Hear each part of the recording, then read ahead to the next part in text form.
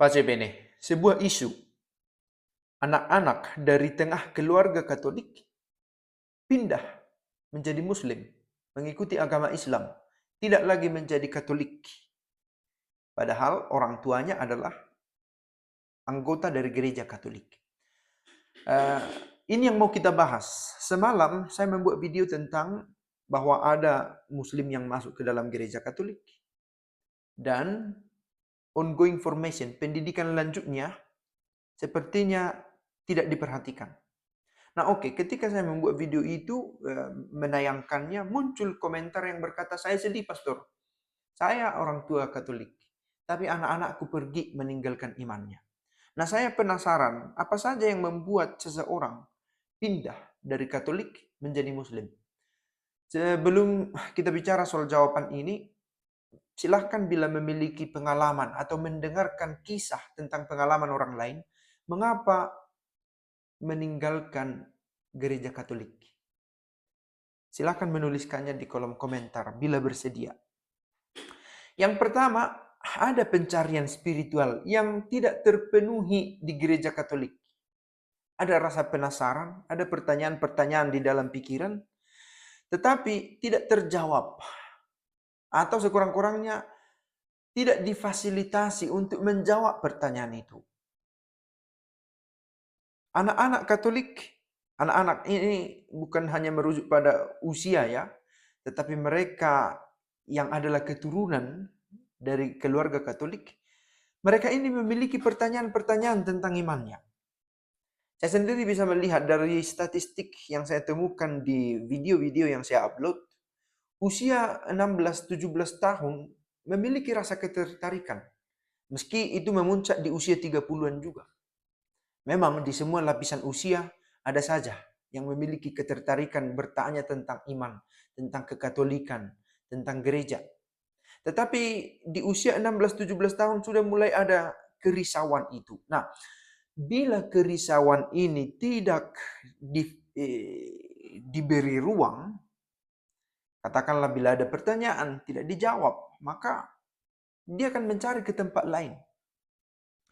Nah, orang tua tanpa bermaksud menyalahkan memiliki peran juga untuk memfasilitasi ini. Kurang-kurangnya dengan membuat pertanyaan pemancing. Bagaimana menurutmu menjadi Katolik? Apa pendapatmu? Perlu juga ditanya ini. Bahkan ketika kita sendiri tidak memiliki jawaban yang tepat atau yang memuaskan. Karena pertanyaan ini adalah pemantik untuk seseorang akhirnya berpikir tentang imannya. Jadi perlu dikomunikasikan. Jadi pencarian spiritual yang tak terpenuhi di gereja Katolik. Yang kedua, ada pengaruh luar yang kuat. Dan saya pikir ini justru unsur yang paling memengaruhi dalam konteks kita di Indonesia. Sekolahnya didominasi oleh Muslim. Teman-temannya di sekitar rumah Muslim juga. Tontonannya tentang konten-konten yang Islami. Kalau ada diskusi, bahkan diskusi politik, diskusi ekonomi, diberi ruang untuk pencerahan keagamaan, agama yang dipakai adalah agama Islam. Jadi pengaruh luar itu sangat penting, sangat determinatif, sangat menentukan. Apakah seseorang itu akhirnya memilih menjadi Muslim atau menjadi Katolik?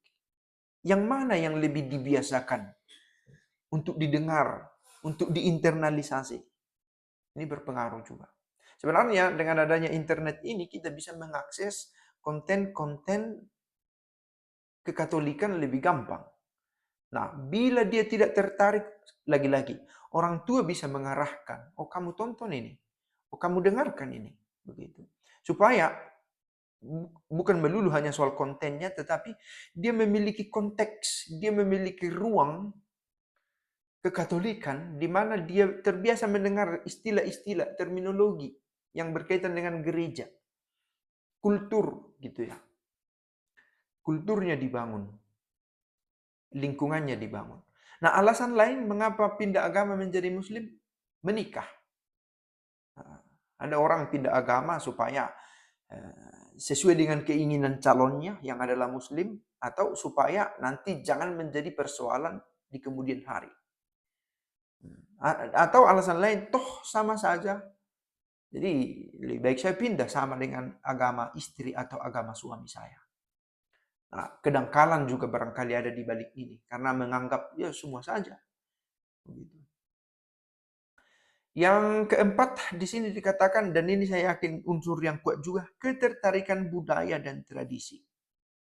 Terminologi, lagi-lagi peristilahan yang biasa kita pakai, ada sahur, ada maghrib, ada puasa, ada takjil, ada idul fitri, ada kurban, ada masjid, ada musola, ada zikir, ada macam-macam istilah-istilah yang berkaitan dengan budaya dan tradisi yang begitu dekat di kampung, di kompleks, sehingga terbiasa, dan mengapa tidak saya ikuti. Nah, ini berpengaruh. Sekali lagi, ini dalam konteks kita. Kalau di Italia ini misalnya, sudah lama saya tidak pernah mendengar azan. Bunyi sholat. Sudah lama. Maka saya bahkan tidak terpikir. Jadi saya membuat konten ini bukan karena saya baru melihat sesuatu di sini. Tidak. Tetapi karena background saya sebagai orang Indonesia. Dan kalau saya melihat konten-konten di media sosial berbahasa Indonesia, sedikit banyak muncul tentang keislaman, tentang kata-kata semacam itu, yang mengingatkan dan membentuk latar belakang budaya yang saya hidupi. Yang nomor 5, ini juga cerita yang umum. Kekecewaan terhadap gereja Katolik menjadi alasan mengapa seseorang pindah. Nah, kekecewaan ini bisa kompleks. Kecewa pada insi dalam pengajarannya sendiri sebagai gereja, sebagai agama, atau unsur-unsur ekstrinsiknya sebenarnya. Pengurus lingkungannya, pastornya pernah mengecewakan. Ada suster yang dia lihat bikin sakit hati. Anaknya tidak diterima di sekolah Katolik. Tidak dilayani oleh pengurus lingkungan. Perkawinan anaknya tidak diurus dengan baik oleh gereja, oleh pengurus. Ternyata ada korupsi di sini, di sana. Kecewa terhadap gereja. Gereja kita maknai seperti penjelasan tadi lebih luas. Ya. Ini bisa menjadi alasan kuat juga orang pergi. Ya sudahlah, jangan ke gereja Katolik. Toh kita melihat ada yang baik juga di agama lain, contoh. Nah, ini menjadi satu godaan lain. Nah, ada rasa ingin tahu, mencoba mencari perbandingan dan pelajaran dari keyakinan lain. Ada apa di sana? Gitu ya. Ada apa di sana?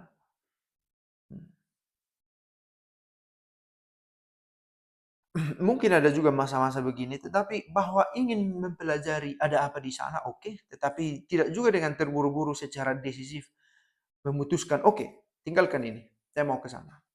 Tidak segampang itu juga, karena kedalaman, depth, kedalaman dari hidup beragama itu bukan hanya di ajarannya saja, tetapi bagaimana menekuni itu.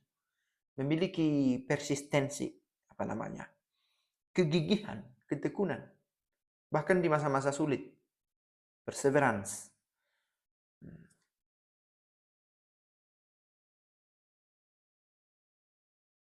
Media sosial. Soalnya sudah menyangkut juga itu tadi, berkaitan dengan kultur, berkaitan dengan faktor luar. Tapi media sosial ini juga berpengaruh. Nah, oke. Bisa diawaskan. Dengan ini ya, kita melihat kemungkinan-kemungkinan yang ada. Maka orang tua Katolik yang berpikir ke depan, oke, jangan sampai anakku ini keluar dari gereja, maka antisipasilah dengan melihat unsur-unsur tadi. Ciao.